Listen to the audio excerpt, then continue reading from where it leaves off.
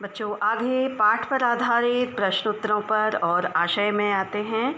यहाँ पर पहले हम आते हैं आशय स्पष्ट करें। तो पहला है आपका, सस्मित वदन जगत का स्वामी मृदुगति से आता है, तट पर खड़ा गगन गंगा के मधुर गीत गाता है। तो यहाँ पर हम इसका आशय स्पष्ट कर रहे हैं। आशय लिखिएगा। आशय का अर्थ है सामान्य भाव। यहाँ पर आधी रात के बाद सूर्य के चुपचाप उदयांचल के पीछे आने का चित्रण किया गया है।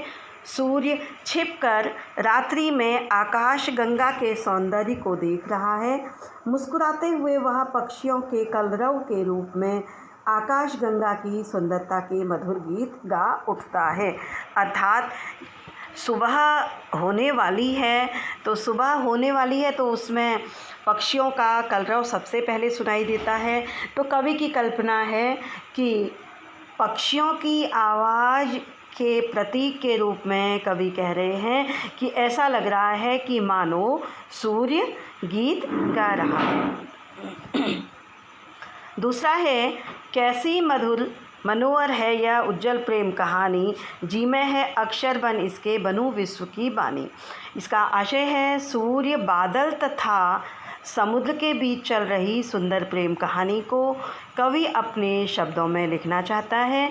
सारे संसार को इस कहानी को सुनाकर वह सभी को प्रकृति का यह सौंदर्य दिखाना चाहता है। इसके बाद हम आगे आते हैं पाठ पर आधारित प्रश्न उत्तरों की श्रृंखला में। तो यहाँ पहला प्रश्न है, कविता में किस प्रेम कहानी की बात कही गई है?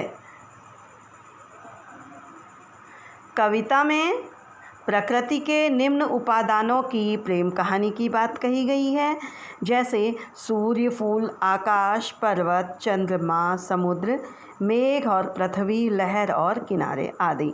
इन उपादानों के बीच प्राकृतिक आकर्षण को ही कविता में प्रेम कहानी कहा गया है।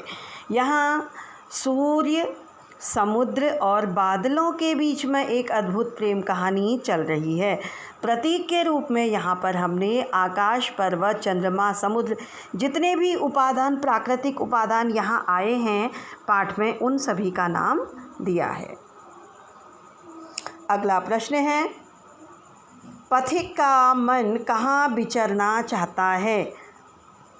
पथिक का मन रंग बिरंगे बादलों की सवारी कर नील गगन और नीले सागर के बीच विचरना चाहता है। वह प्रकृति के सौंदर्य को देखना चाहता है। अगला प्रश्न है, सूर्योदय वर्णन के लिए किस तरह के बिंबों का प्रयोग हुआ है? बच्चों, बिंब के विषय में मैंने आपको बताया है कि कविता में जब शब्दों के माध्यम से कोई चित्र उपस्थित किया जाता है तो उसे बिंब प्रधान कविता कहते हैं।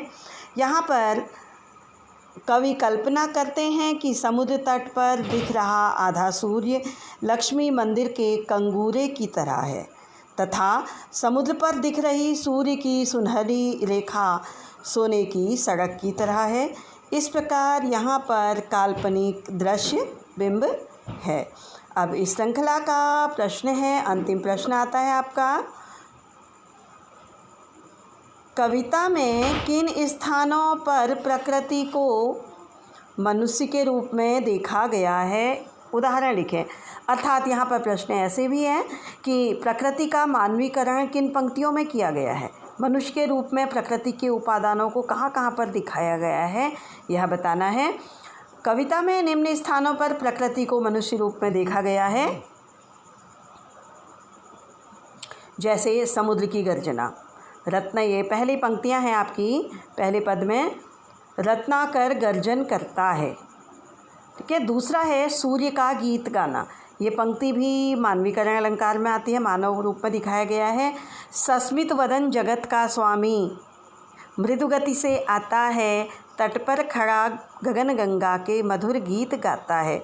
और तीसरा चाँद का मुस्कुराना, ये पंक्ति भी आपके उसमें आई हुई है। उससे ही विमुग्ध नभ भी चंद्र भी नभ में हंस देता है, ये पंक्ति आई है। फिर चौथी पंक्ति है बादलों का थिरकना, बादलों का नृत्य करना। सबसे पहले आया है प्रतिक्षण, नूतन वेश बनाकर रंग बिरंग निराला रवि के सम्मुख थिरक रही है नभमय वारिद माला। ओके, धन्यवाद बच्चों। आप लोग ध्यान से इसे पढ़िए, मनन कीजिए और घर पर रहिए, सुरक्षित रहिए, समय का सदुपयोग